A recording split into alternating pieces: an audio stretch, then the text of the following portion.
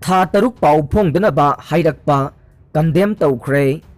हयेंदगी पाउसेसिंग सिंथा लेपलगा protest तौगदौरे आमजू अमसुंग EGM ना मयामदा थमकिबा वाफमगी वांगमदा पोकनफमदा बोम लंगसिनबदा नतना था तरुक पाउसे फोंगदनबा हाइरक्पा असि आमजू अमसुंग EGM ना अकनबा मवंगदा कंडेम तौवे लोइनना हयेंदगी पाउसे अमदे इलेक्ट्रॉनिक मीडिया की पाउमी सिंगना सिंथा लेपतुना प्रोटेस्ट तौनबा वारेपसु लेपनरे हाइना आमजू की सेरोल अमना हाइरे all Manipur working journalist union आमजू की जॉइंट सेक्रेटरी लोंगजम अरिस्ट्रोना थादोरकपा चेरोल अमना हाइ ngasi आमजू अमदे EGM की अथुबा मिफम अमा फमखिबगा लोइनना वारेप सिंग लौखे अतै वारेप सिंगदे ngasi पोकनफम पाउसे पुथोखिदबगी मतंगदा आमजू अमसुंग EGM ना पोकनफमदा हंगलुबदगे था तरुक पाउसे फोंगदनबा अथिंगबा थमले हाइबसी खंगलखिबने आमजू अमसुंग EGM ना कनागुंबा पाउमी नत्रगा पाउसे मीडियादा मराल सीबा नत्रगा हकथेंगना एक्शन लौखत्रिंगैदा यानिंगदबा लैरगदे एक्शन लौखत्पगी महुत्ता आमजू अमसुंग EGM दा खंगनबिरकनबा मांगजौनना मियामदा खंगनख्रबा आमजू अमसुंग EGM गे वारेप अदु अमुक हन्ना रिफॉर्म तौबा हाइबसिनी मखा ताना लौखिबा वारेप सिंगदे पोकनफमदा सिरकलिबा मरालगी मतंगदा आमजू अमसुंग EGM दा हयेंग अयोग पुंग तरुक्तगे पारगा पुंग निफुगा निपानगी मनुंगदा मसा खाइना लुप असिगी ऑफिशियल ईमेल गी खुथांगदा खंगनबिरकदबने पोकनफमदा थेंगनरिबा अवाबा असिगी येंगलगा हयेंगदगी पाउसे अमदे इलेक्ट्रॉनिक मीडिया की पाउमी सिंगना सिंथा लेपतुना प्रोटेस्ट तौबा पोकनफम अमसुंग मणिपुर की मीडिया सिंगना थेंगनरिबा अवाबा असिगी मथंगदा लमदम असिगी CSO सिंगदा मतेंग पांगबिनबा हाइजबा पोकनफमदा बोम लंगसिलंबगी मतंगदा मणिपुर लेंगा की माइकैदगे मरा लैबा मियोय अथुबा मतमदा फाबिनबा आमजू अमसुंग EGM ना हाइजखिबा अदु नुमित 10 सुरबा फाउबा फाबा ngamdaba असि लाइबक थीबने अथुबा मतमदा मरा लैबा मियोय ताबिनबा अमुक हन्ना तक्सिनबा अमसुंग पुंग निफुगा निपानगी मतम पीरिबा सिगी मतुंगदा पोकनफमदा सिरिबा मरालगी चपचाबा वारोल फोंगदोक्त्रबदे सिरकलिबा मराल अदु युमफम याउदबनी हाइना लौगनी हाइरे सानरोय सिंग पेंशन पीनबा थौरांग लैरे मालेमगी थाकता सानरोय पुथोकपा क्लबता लुपा लाख 50 पीरगने chief minister Biren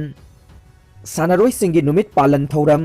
ngasi Department of Youth Affairs and Sport Government of Manipur na sinduna Imphal gi Khuman Lampak Sport Complex ta pangthokre palan thauram ase kumja 1958 dagi hautuna pangthorakhibane chahi adugi February 13 dagi 15 fauba sathakiba manga suba National Games ta Manipur na Rajya Balendra Singh Overall Team Championship Trophy laukibage ningsing thauram oina थौरम असी पांगथोक्तुना लाखिबने थौरमगी अथोइबा मिथुंगलेन ओइना सरुक याखिबा CMN बीरेनना थौरम असिगा मरी लेनना high Manipur असी भारत के games and sport के power house नि हाइना लौनरे national अमदे international player कया मणिपुर न पुथोकले लोइनना नहासिंगी मरक्ता थक्सी खासी लेनना अइखोइ अमतनी हाइबगी वाखलोन अदुसु संदोकले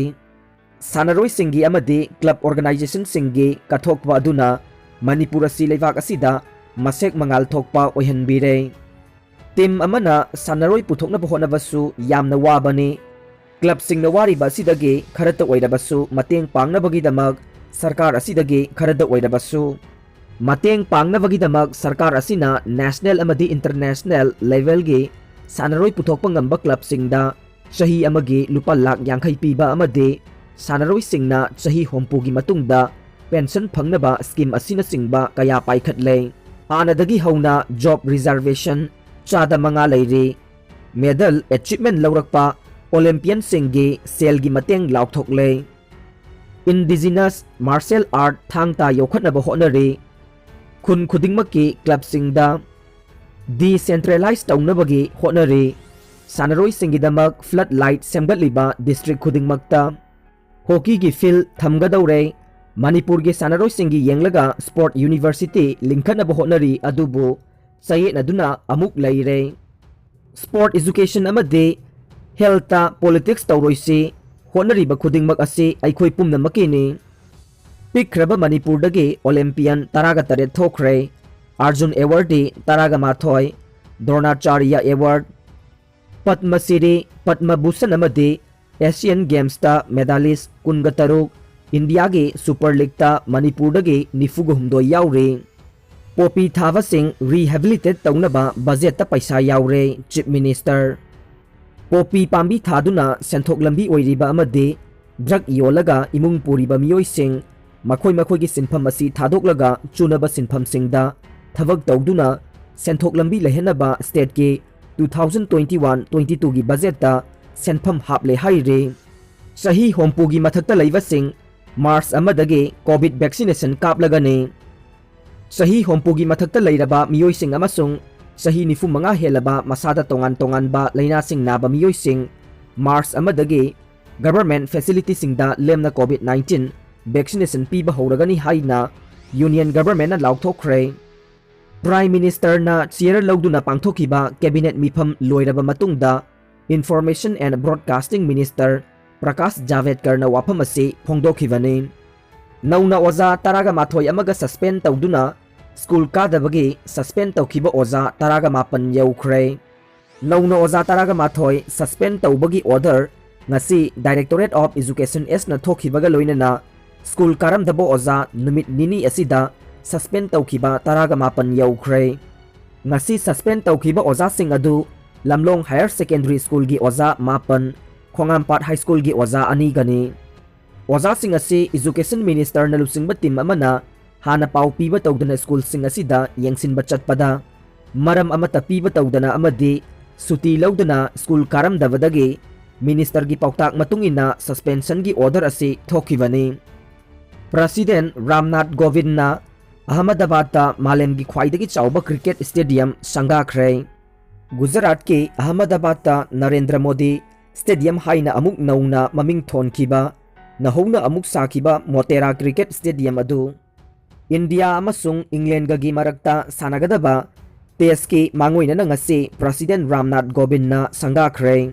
स्टेडियम असे मियोय लाख अमगा लिसिंग कुंथ्रागा निथोय येंगबा याबगे अपुनबा कैपेसिटी लैबगा लोइनना मालेम की मनुंगदा ख्वाइदगी चाउबा क्रिकेट स्टेडियम ने गैंग रेप थिंगबगी दमक महिरोय मई थारमले उत्तर प्रदेश के शाहजहानपुरदा मफी मरोल अमता याउदना नेशनल हाईवे अमगी परिंगदा मईना साथीना साक्तुना लैरमखिबी कॉलेज महिरोय अमना महाकपु गैंग रेप तौनबा होनबदा ngamkhidabage tungda mahak mai tharambani haina phongdoklakre haina police ना ngasi phongdokre Superintendent of Police S Anandagi matung inna ningthaukawa numita Raikheda khun manaki labuk amada miyoi ahumna mahakpu rep taunaba hotnakhi amasung maduda makhoina mai pakpa ngamkhidrabada makhoina kerosin haijillaga mahakpu mai tharamkhi haina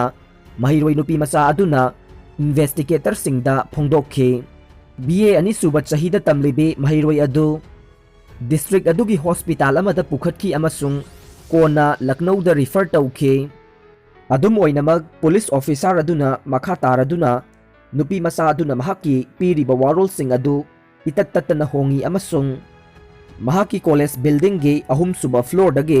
महाक मतौ करमना hospital दा थुंगलखिबनो हाइबदु महाक खंगदे हाइनसु फोंगदोखि हाइरे CCTV footage ता हानगी union minister स्वामी चिन्मयानंदगी trust अमना चलाइबा college अदुगी महिरोय नुपी मचा अदुना अहुम सुबा floor दगे मतोमता कुमथरखिबा उखी CCTV footage अदुगी mateengna नुपी मचा अदु premises मनुंगदा संगलखरबगे minute कुनलोमगी तुंगदा अकाइबा outer वाल अमदगे college campus अदुदगी थोखिबा अमसुंग canal road अमगी परिंगदा सतखिबा उई हाइना mister आनंदना हाइखी